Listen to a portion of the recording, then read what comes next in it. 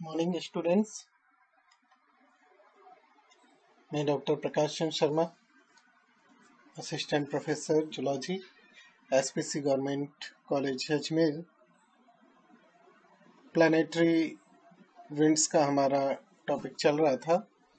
आज हम उसके टाइप्स के बारे में जानकारी लेंगे। सबसे पहले बात करते हैं हम इक्वेटर के नज़दीक डोल्ड्रम और इक्वेटोरियल वेस्टर्लीज की।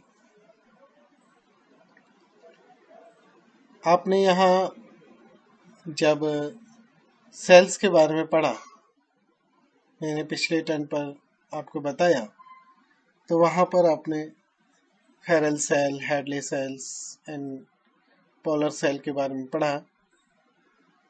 इक्वेटर से 30 डिग्रीज की तरफ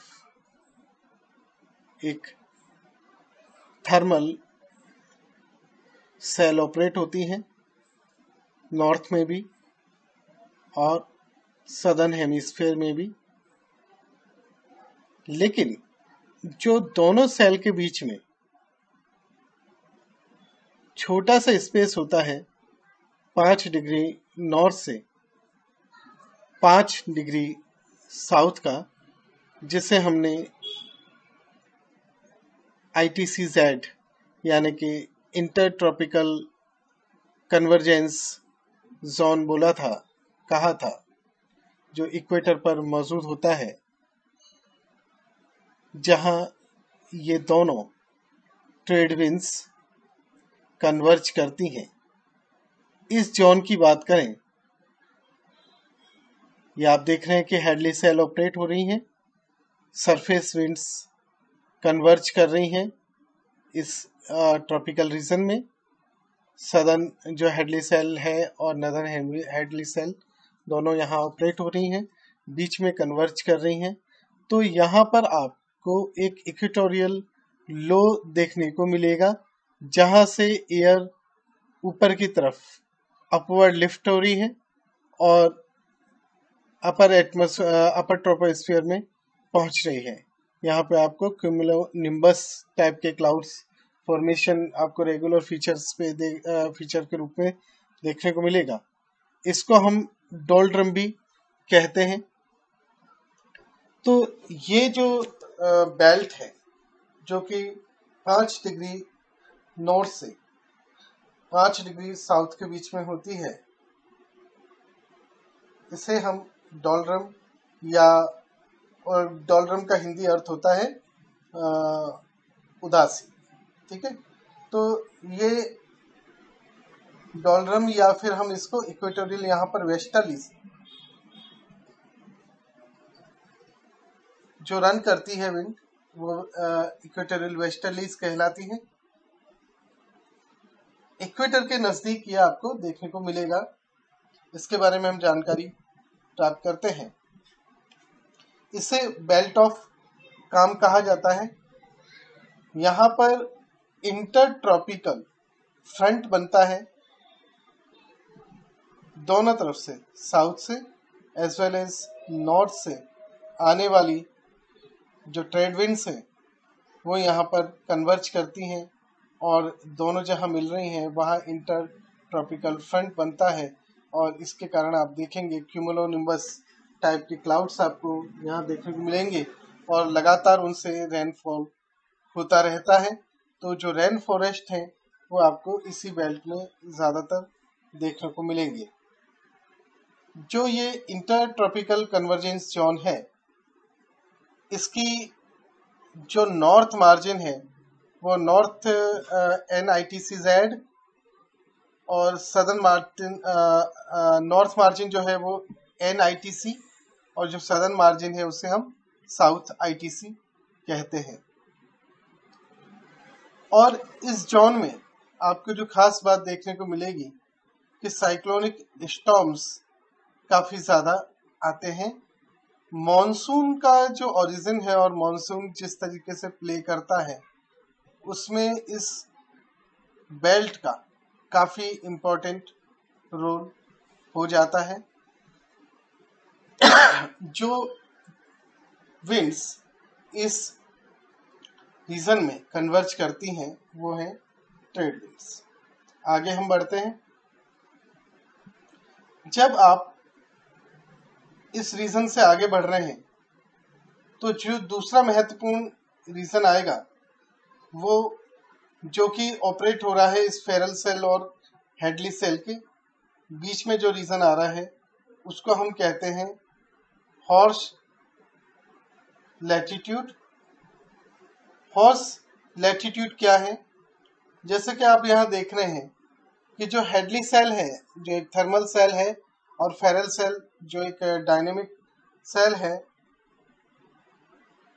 वो दोनों यहाँ पर अपर एटमॉस्फेयर में कन्वर्ज हो रही है। नीचे की तरफ आपको डाइवर्जेंस देखने को मिलेगा। यहाँ पर 30 डिग्री से लेकर के 35 डिग्री में दोनों तरफ, नॉर्थ में भी एज वेल एज साउथ में, यहाँ पर एयर का आपको सब्सिडेंस देखने को मिलेगा। एयर नीचे की तरफ डिसेंड करेगी और इस कारण से यहाँ पर आपको एंटी साइक्लोनिक कंडीशन देखने को मिलेगी। एटमॉस्फेयर जो है वो काफी आपको स्टेबल देखने को मिलेगा, ड्राई एटमॉस्फेयर देखने को मिलेगा और सर्कुलेशन काफी कम देखने को मिलेगा। और इसके अगर हम कैरेक्टरिस्टिक्स की बात करें तो यहाँ जो स्काई है वो आपको सनी देखने को मिलेगा, विंड्स काम देखने को मिलेगी और प्रिसिपिटेशन काफी कम होगा। क्योंकि यहाँ ट्रेड विंड्स और वेस्टर्लीज कन्वर्ज हो रही हैं तो यहाँ आपको हाई प्रेशर रीजन देखने को मिलेगा। ट्रेड विंड्स के बारे में मैंने आपको बताया कि ये ट्रेड विंड्स जो हैं ITCZ पर कन्वर्ज करती हैं। ये ट्रेड विंड्स परमानेंटली ईस्ट से वेस्ट की तरफ प्रिवेल करती हैं और ये अर्थ के जो इक्वेटोरियल रीजन है उस तक फ्लो करती हैं। तो नॉर्दर्न हेमिस्फीयर में ये कहां से कहां फ्लो कर रही है? नॉर्थ ईस्ट की तरफ से, और सदर्न हेमिस्फीयर में साउथ ईस्ट की तरफ से ये रन कर रही। तो एक्चुअली होता ये था कि जब कोई सेलर ट्रेड विंड्स को यूज करके समुद्र के माध्यम से रास्ता तय करते थे, एक्चुअली इनका नाम ही ट्रेड विंड इसलिए पड़ा है क्योंकि ज्यादातर जो यात्राएं थी समुद्री यात्रा विंड के माध्यम से हो रही थी, उनमें इसी ट्रेड विंड का उपयोग किया जाता था अटलांटिक ओशन और पैसिफिक ओशन में। तो इसके कारण इनका नाम पड़ा ट्रेड विंड्स। और यहाँ पर आपको जैसे मैंने बताया कि ट्रॉपिकल स्टॉर्म्स आते हैं, क्यूमुलोनिम्बस टाइप के क्लाउड्स आपको देखने को मिलेंगे, यहाँ इसकी खासियत रही है। और ये एक्चुअली हेडली सेल का पार्ट है जो कि सरफेस पे विंड ऑपरेट हो रही है।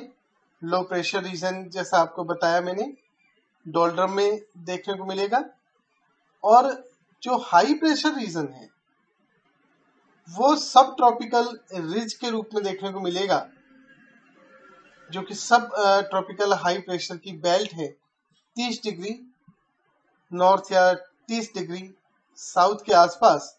और यहाँ जो सिंकिंग एयर है जिसकी मैं बात कर रहा हूँ, ये आपको सब्सिडेंस देखने को मिलेगी एयर का, और रिलेटिवली ये ड्राई होता है, टेम्परेचर कंपेरेटिवली हाई होता है, मॉइस्चर कंटेंट कम होता है कंपेरेटिवली। तो ये जो warm and dry air mass है इसके कारण से, और यहाँ टेम्परेचर हाई होने के कारण से, सॉरी प्रेशर हाई होने के कारण से होता ये था कि जब कोई सेलर इस रीजन में प्रवेश करता था तो ऐसी स्थिति में उसे अपना जहाज का जो वजन है वो कंपैरेटिवली ज्यादा महसूस होता था, और जहाज को, पानी के जहाज को डूबने से बचाने के लिए ये अपने घोड़ों को फेंक दिया करते थे, पानी में फेंक दिया करते थे। जो खास तौर पे कमजोर घोड़े हुआ करते थे उन्हें पानी में फेंक दिया जाता था, जिसके कारण से इसका नाम हॉर्स लैटिट्यूड पड़ गया। तो इस हॉर्स लैटिट्यूड के रीजन में जैसा आपको पता चला कि एंटी साइक्लोनिक कंडीशन है, एटमॉस्फेरिक स्टेबिलिटी है, ड्राई है, वीक सर्कुलेशन है, इस कारण से, और जैसे मैंने आपको बोला कि टेम्परेचर हाई है, तो जितने भी आपको मेजर डेजर्ट देखने को मिलेंगे, hot and dry tropical desert देखने को मिलेंगे, वो आपको कॉन्टिनेंट के वेस्टर्न पार्ट में 20 से 30 डिग्री लैटिट्यूड्स के बीच में ही देखने को मिलेंगे, जिसमें Kalahari, Sahara, Atacama, Arabian desert, Thar desert, ये सब शामिल हैं। वो आपको इसी जोन में देखने को मिलेंगे क्योंकि यहाँ पर प्रेसिपिटेशन काफी कम है। नेक्स्ट टर्न पर हम बात करेंगे वेस्टर्लीज के बारे में और पोलर ईस्टर्लीज के बारे में कि किस तरीके से ऑपरेट हो रही हैं। आज हम इस टॉपिक को यहीं समाप्त करते हैं। धन्यवाद।